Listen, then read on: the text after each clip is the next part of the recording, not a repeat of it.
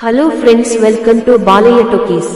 ఈ రోజు మనం తమిళనాడులో పెద్దదైన ముఖ్యమైన దేవాలయాలలో ఒకటి అయిన శ్రీరంగంలో ఉన్న శ్రీ రంగనాథ స్వామి టెంపుల్ చూద్దాం రండి.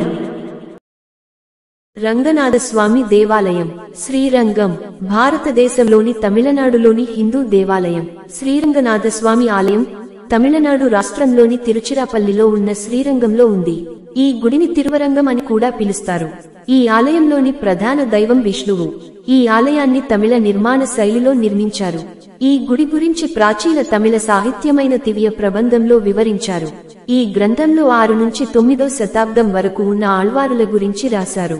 ఈ క్షేత్రాన్ని విష్ణువుకు ప్రీతికరమైన 108 దివ్య దేశాలలో ఒకటిగా పరిగణిస్తారు వైష్ణవులు. ఈ ఆలయంలో తెంకలై సంప్రదాయంలో పూజాధికాలు జరుగుతాయి. దక్షిణ భారతదేశంలో పురాతనమైన ప్రముఖమైన వైష్ణవ ఆలయాల్లో ఇది ఒకటి. ఈ ఆలయ చరిత్ర చాలా సుప్రసిద్ధమైనది. కావేరి నదిలో ఒక ద్వీపం వంటి దానిలో ఉండే ఈ ఆలయం ఎన్నో ముస్లిం, యూరోపియన్ రాజుల దండయాత్రలకు గురైంది. ఈ ఆలయ ముఖద్వారమైన రాజగోపురం దాదాపు 13 సెంట్ల విస్తీర్ణంలో ఉంది. ఈ గోపురం ఎత్తు 237 అడుగులు కావడం మరో విశేషం. ఈ గోపురానికి 11 అంతస్తులు ఉన్నాయి. తమిళ నెల మార్గళి డిసెంబరు నుంచి జనవరి లో జరిగే 21 రోజుల పాటు జరిగే ఉత్సవంలో దాదాపు 10 లక్షల మంది పాల్గొంటారు. శ్రీరంగంలోని ఈ దేవాలయాన్ని ప్రపంచంలోని అతిపెద్ద హిందూ ఆలయంగా పేర్కొంటారు. నిజానికి కంబోడియాలోని అంకోర్ వాట్ ఉన్న ప్రస్తుతం అది బౌద్ధ దేవాలయంగా మారిపోయింది. ఈ దేవాలయం 156 ఎకరాల్లో 4116 మీటర్ల చుట్టుకొలతతో భారతదేశంలోనే అతి పెద్ద ఆలయంగా నిలిచింది.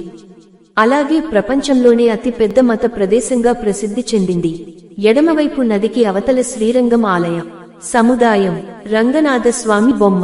శ్రీరంగనాథస్వామి ఆలయం తమిళనాడు రాష్ట్రంలోని తిరుచిరాపల్లిలో ఉన్న శ్రీరంగంలో ఉంది. ఈ గుడిని తిరువరంగం అని కూడా పిలుస్తారు. ఈ ఆలయంలోని ప్రధాన దైవం విష్ణువు. ఈ ఆలయాన్ని తమిళ నిర్మాణ శైలిలో నిర్మించారు.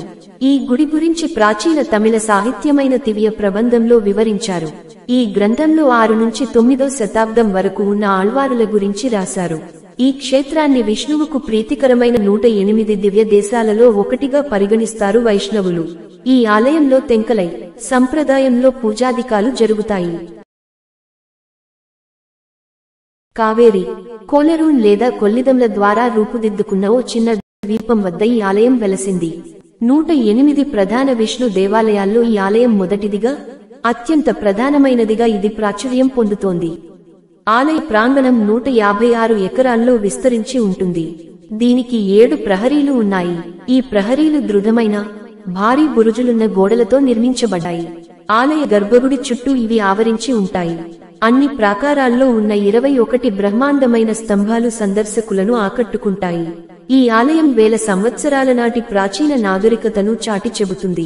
కోరమండలం తీరాన్ని, తూర్పు దక్కన్ ప్రాంతంలోని ప్రధాన భూభాగాన్ని 300 ఏళ్లకు పైగా పరిపాలించిన చోళ వంశం ఆ ప్రాంతాల్లో ఓ పురోగామి హిందూ సంస్కృతి వర్ధిల్లేందుకు దోహదపడ్డారు. 13వ శతాబ్దంలో చోళులు మదురైకి చెందిన పాండ్యుల చేతిలో, మైసూరుకు చెందిన హోయసల రాజుల చేతిలో ఓడిపోయారు. శ్రీరంగంలో ఆలయ నిర్మాణంపై హోయసలులు ప్రత్యేకమైన శ్రద్ధ చూపారు. కాని అవి శాసనాలు, భవనాల వరకు మాత్రమే పరిమితమైపోయాయి. హోయసలులను 14వ శతాబ్దం మొదటి భాగంలో పాండ్యులు ఓడించారు. ఆ తర్వాత దక్కన్ పీఠభూమి మీద మహమ్మదీయులు తరచూ దాడులు చేసినప్పటికీ 1336లో విజయనగరంలో ఏర్పడిన హిందూ సామ్రాజ్యం నుంచి గట్టి ప్రతిఘటన ఎదుర్కోవాల్సి వచ్చింది. ఈ సామ్రాజ్యం తన స్వతంత్ర ప్రతిపత్తిని 1565 వరకు కొనసాగించుకోగలిగింది. అదే సమయంలో యూరోపియన్లు దక్షిణ భారతదేశంలో కాలుపెట్టారు. 16వ శతాబ్దంలో అనేక మంది విదేశీ పర్యాటకులు, వ్యాపారులు ఈ మార్గాల్లోంచి ప్రయాణాలు సాగించారు. కానీ విజయనగర సామ్రాజ్యం తమ వ్యాపారాల కోసం సమకూర్చిన మార్గాల మీద తప్పితే పోషక భూభాగాల మీద వారికి ఆసక్తి చాలా తక్కువగా ఉండేది. ఈ నేపథ్యంలో 1600లో ఆంగ్లేయుల ఈస్టిండియా కంపెనీ, 1664లో ఫ్రెంచి కంపెనీలు వెలిశాయి. ఔరంగజేబు రాజు 1658 నుండి 1707 పశ్చిమ దక్కన్ ప్రాంతంలో దండయాత్రకు బయలుదేరే క్రమంలో ఆక్రమణలు, భారీ ప్రాణనష్టం తరువాత బీజాపూర్, గోల్కొండ కోటలు అతని ఆధీనంలోకి వచ్చాయి. అతని మరణం వరకు ఈ దండయాత్రలు కొనసాగుతూనే ఉన్నాయి. ఆలయంలో పేరుకుపోయిన మలినాల్ని తొలగించడం కోసం జూన్, జూలై మాసంలో ఈ జ్యేష్ఠాభిషేకం ఉత్సవం చేస్తారు. రోజున ఆలయ గర్భగుడిని శుభ్రపరచి ఆలయంలో ప్రత్యేకంగా తయారు చేసిన మూలికా తైలాన్ని పెరియ పెరుమాళ్కు పూస్తారు. నాంపెరుమాళ్ అమ్మవార్ల బంగారు తొడుగులను స్వర్ణకారులు మెరుగుపెడతారు. అనేక మంది అర్చకులు, భక్తులు బంగారు, వెండి కలశాల్లో పవిత్ర జలాల్ని తీసుకువచ్చేందుకు కావేరీ నదికి వెళ్లి బంగారు కలశాల్ని ఏనుగు మీద తీసుకొస్తారు. ఈ బంగారు కలశాన్ని 1734లో విజయనగర చొక్క నాయకర్ బహూకరించారు. ఆ తరువాతి కాలంలో కొందరు దొంగలు దాన్ని ఎత్తుకెళ్లారని, కాని భగవంతుడి కృపవల్ల అది తిరిగి స్వాధీనమైందని అనుకుంటారు. ఈ శాసనం ఆ బంగారు కలశం మీద తెలుగు భాషలో చెక్కించి ఉంది. ఆలయంలో ఉన్న వెండి పాత్రల్ని కూడా పవిత్ర కావేరీ జలాలతో నింపి ఆలయానికి తీశారు. కావేరి నుంచి ఆలయానికి వచ్చే మార్గంలో వేద మంత్రోచ్చారణలు హోరెత్తుతాయి. ఆలయంలో ఉన్న విగ్రహాలన్నిటినీ తిరువెన్నయ ప్రాకారం లో ఉంచుతారు. విగ్రహాల నుంచి బంగారు తొడుగుల్ని తొలగించి జీయర్ స్వామీజీ, వదుల దేశికార్ స్వామిలకు అప్పగిస్తారు. ఆ తరువాత తొడుగులకు స్వర్ణకారుడు మెరుగుపెడతారు. భక్తులు పూజించుకున్న తర్వాత సాయంత్రం తిరిగి తొడుగుల్ని అలంకరిస్తారు. పవిత్రోత్సవం నిత్యం నిర్వహించే పూజల్లో సంభవించే లోపాలు సరిదిద్దేందుకు ఈ ఉత్సవాన్ని నిర్వహిస్తారు. ఈ ఉత్సవాన్ని తమిళ మాసమైన అని ఆగస్టు, సెప్టెంబరు లో పూజాదికాల్లో దోషాలను తొలగించేందుకు యజ్ఞోపవీతాన్ని స్వామివారికి అలంకరించేందుకు నిర్వహిస్తారు. ఈ ఉత్సవాన్ని 2 రోజుల పాటు నిర్వహిస్తారు.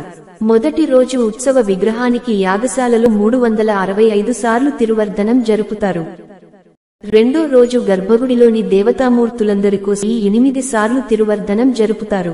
ఈ ఉత్సవ సమయంలో భక్తులందరూ పవిత్రమైన నూలు దారాల దండను దేవతామూర్తులకు అలంకరిస్తారు. భారతదేశంలో హిందూ మతానికి ఉన్న ప్రాముఖ్యత ఎంతో విశిష్టమైనది. ప్రతి రాష్ట్రంలోనూ అబ్బురపరిచే ప్రఖ్యాత దేవాలయాలు మనకు కనిపిస్తాయి. వాటిలో తమిళనాడులోని తిరుచునాపల్లికి ఆనుకుని ఉభయ కావేరీ నదుల మధ్య ఉన్న శ్రీరంగం పట్టణం కూడా ఒకటి. ప్రసిద్ధ వైష్ణవ దివ్య క్షేత్రాల్లో ఒకటైన శ్రీరంగం ఆలయంలో విష్ణుమూర్తి స్వయంభువుగా అవతరించినట్లు చెబుతారు. 7 ప్రాకారాల నిర్మితమైన ఈ ఆలయంలో అడుగడుగునా ఎన్నో ప్రత్యేకతలు ఉన్నాయి. వాటిలో ముఖ్యంగా చెప్పుకోదగ్గది శ్రీ రామానుజాచార్యుల వారి శరీరం. శ్రీరామానుజాచార్యులు పరమపదించి 1000 ఏళ్లకు పైగా గడిచిన ఆయన శరీరాన్ని నేటి ఇక్కడ భద్రపరిచి ఉంచడం విశేషం. అయితే చాలా మంది భక్తులకు దీని గురించి తెలియడం విచారకరం. కొందరు శ్రీరంగంలోని 4వ ప్రాకారంలో ఉన్న రామానుజాచార్యుల ఆలయాన్ని సందర్శించినా అక్కడ ఉన్నది ఆయన దివ్య శరీరం అని మాత్రం గుర్తించలేరు. శ్రీరంగం శ్రీరంగనాథుడు రంగనాయకి అమ్మవారితో కొలువై ఉన్న వైష్ణవ దివ్యక్షేత్రం. ఇది తమిళనాడులోని తిరుచిరాపల్లి, తిరుచి కి ఆనుకుని ఉభయ కావేరీ నదుల మధ్యనున్న పట్టణం. శ్రీరంగంలోని శ్రీరంగనాథస్వామి ఆలయం ప్రసిద్ధమైన పుణ్యక్షేత్రం. ఇది వైష్ణవ దివ్యదేశాలలో అత్యంత ప్రధానమైనదిగా భావిస్తారు. ఆళ్వారులు అందరూ ఈ క్షేత్ర మహిమను గానం చేశారు. భారతదేశంలో అతి పెద్ద ఆలయ సంకీర్ణాలలో ఒకటి. ఈ ఆలయం ప్రదేశ వైశాల్యం 6,31,000 చదరపు మీటర్లు, 156 ఎకరాలు. ప్రాకారం పొడవు 4 కిలోమీటర్లు, 10,710 అడుగులు. I-11 ప్రపంచంలో అతిపెద్దదైన కంబోడియాలోని అంకార్ వాట్ మందిరం శిథిలావస్థలో ఉన్నది గనుక ప్రపంచంలో పూజాదికాలు జరిగే అతిపెద్ద హిందూ దేవాలయం ఇదేనని దేవాలయం వెబ్సైటులో ఉంది. శ్రీరంగం ఆలయ 7 ప్రాకారాలతో 21 గోపురాలతో విరాజిల్లుతున్నది. 12 ఈ గోపురాన్ని రాజగోపురం అంటారు. దీని ఎత్తు 236 అడుగులు, 72 మీటర్లు. ఇది ఆసియాలో అతిపెద్ద గోపురం. కావేరీ నది తీరాన 3 ప్రసిద్ధ రంగనాథ ఆలయాలున్నాయి. అవి: 1 ఆది రంగడు, మైసూరు సమీపంలో శ్రీరంగపట్టణంలోని రంగనాథస్వామి మందిరం. 2 మధ్య రంగడు, శివ సముద్రంలోని రంగనాథస్వామి మందిరం. 3 అంత్య రంగడు, శ్రీరంగంలోని రంగనాథస్వామి మందిరం. శ్రీరంగనాథస్వామి ఆలయం. శ్రీరంగనాథుడికి మకరం పునర్వసు, కుంభం శుద్ధ ఏకాదశి, మీనం ఉత్తర, మేషం రేవతి చివరి దినములుగా 4 బ్రహ్మోత్సవాలు జరుగుతాయి.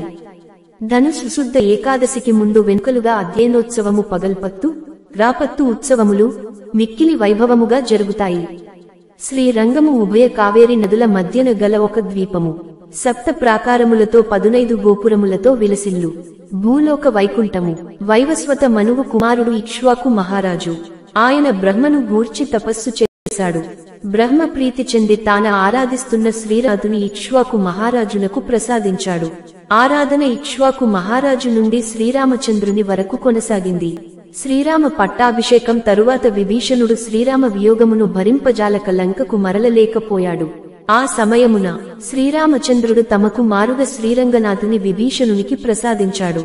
విభీషణుడు సంతుష్టుడై లంకకు పయనమయ్యాడు. లంకకు పయనమైన విభీషణుడు శ్రీరంగనాథునితో ఉభయ కావేరి మధ్య భాగమును చేరే సమయానికి సంధ్యా సమయం అయింది. విభీషణుడు స్వామిని అక్కడ ఉంచి సంధ్యావందనము చేసి తిరిగి వచ్చాడు. తిరిగి వచ్చిన విభీషణుడు శ్రీరంగనాథుడు ప్రణవాకార విమానములో అక్కడే ప్రతిష్ఠితం కావడం చూసి విచారించాడు. శ్రీరంగనాథుడు విభీషణుని ఊరడించి రాత్రి భాగమున శ్రీ విభీషణుని పూజనందుకుంటానని అనుగ్రహించాడు. ఆలయ విశేషాలు. ఇచ్చట గర్భాలయములో శయనించియున్న మూర్తికి పెరియ పెరుమాళ్ అని పేరు. ఉత్సవ మూర్తికి నంబెరుమాళ్ అని పేరు. ఒకానొక సమయమున తురుష్కుల వలన ఉపద్రవమేర్పడగా శ్రీరంగనాథుల ఉత్సవ మూర్తిని చంద్రగిరి ప్రాంతమునకు చేర్చారు. ఆ సమయములో మరియొక అర్చామూర్తిని ఉత్సవమూర్తిగా ప్రతిష్ఠించారు. ఆ విధముగా కలాపకాలమున వేంచేసి ఉత్సవాదులు స్వీకరించిన మూర్తిని తిరువరంగ మాళిగయ్యారని అంటారు. శ్రీరంగంలో రూముల వసతి బాగానే ఉంటాయి. ఇక్కడికి చేరుకోవటానికి ఇండియాలో ఎక్కడి నుంచి అయినా రావచ్చు. ప్రపంచ ప్రఖ్యాతిగాంచిన ఈ దేవాలయం ఒకసారి అయినా మీరు దర్శించుకోండి. జై శ్రీ రంగనాథ.